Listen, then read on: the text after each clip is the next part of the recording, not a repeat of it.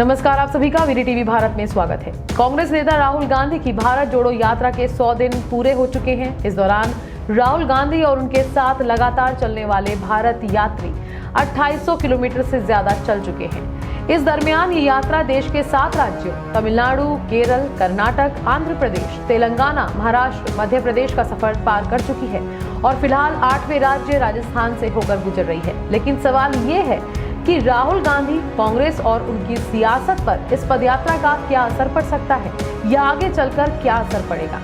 भारत जोड़ो यात्रा के बारे में ये सवाल अक्सर पूछा जाता है कि कांग्रेस के विरोधी ही नहीं, समर्थक भी जानना चाहते हैं कि राहुल गांधी के कन्याकुमारी से कश्मीर तक हजारों किलोमीटर पैदल चलने से क्या कांग्रेस का चुनावी प्रदर्शन बेहतर हो जाएगा।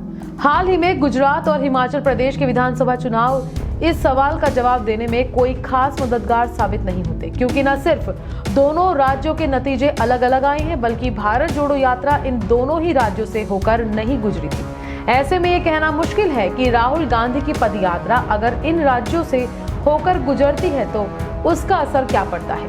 कई लोग ये सवाल भी उठाते हैं कि दोनों चुनावी राज्यों को पदयात्रा के रूट से बाहर क्यों रखा गया। ये सवाल पूछने वालों में मुख्य तौर पर 2 तरह के लोग हैं।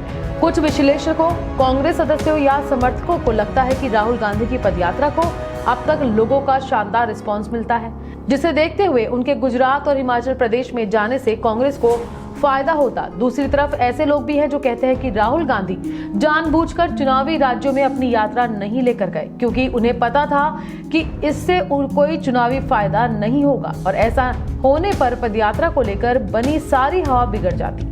भारत जोड़ो यात्रा के चुनावी राज्यों में जानबूझकर न जाने के आरोपों के बावजूद इस बात को भी नहीं भूलना चाहिए कि राहुल गांधी की पदयात्रा के रूट में कर्नाटक, मध्य प्रदेश और राजस्थान शामिल है, जहां अगले साल विधानसभा चुनाव होने हैं। इन चुनावों के नतीजों से शायद इस सवाल का बेहतर जवाब मिल जाएगा कि राहुल गांधी का हजारों किलोमीटर पैदल चलना और इस दौरान आम लोगों से लगातार मिलना जुलना चुनावी नजरिए से कितना असरदार या बेअसर साबित होगा।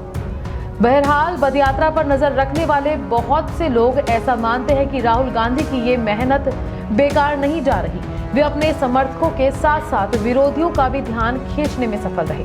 साथ ही वे जिन राज्यों से होकर गुजरते हैं वहां कांग्रेस कार्यकर्ता और समर्थकों में नया जोश देखने को मिलता है और संगठन में पहले से ज्यादा एकजुटता भी आती है। राजस्थान एक ऐसा राज्य है जहां कांग्रेस में 2 विरोधी गुट सबसे ज्यादा खुलकर आमने सामने नजर आते हैं। फिर भी भारत जोड़ो यात्रा के लिए दोनों ने मेहनत की। उनमें आपसी रस्साकशी के साथ ही साथ यात्रा के लिए ज्यादा से ज्यादा समर्थन जुटाने की होड़ भी साफ नजर आई। यही वजह है कि अब तक राजस्थान में पदयात्रा को अच्छा रिस्पांस मिला और कांग्रेस की आपसी फूट के कारण उनके फ्लॉप होने जैसे अनुमान धरे के धरे रह गए। कन्याकुमारी से कश्मीर तक 3500 किलोमीटर से ज्यादा दूरी पैदल तय करने के बाद राहुल गांधी ऐसा करने वाले देश के इकलौते मौजूदा राजनेता बन जाएंगे।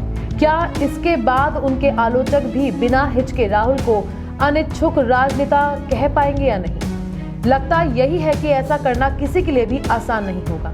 इस यात्रा से नेहरू गांधी परिवार पर लगने वाले इस आरोप की धार भी कमजोर हो रही है कि वे जनता से दूरी बनाए रखते हैं। राहुल गांधी पर ऐसे आरोप विरोधियों के अलावा कांग्रेस छोड़कर जाने वाले नेता भी लगाते रहे हैं।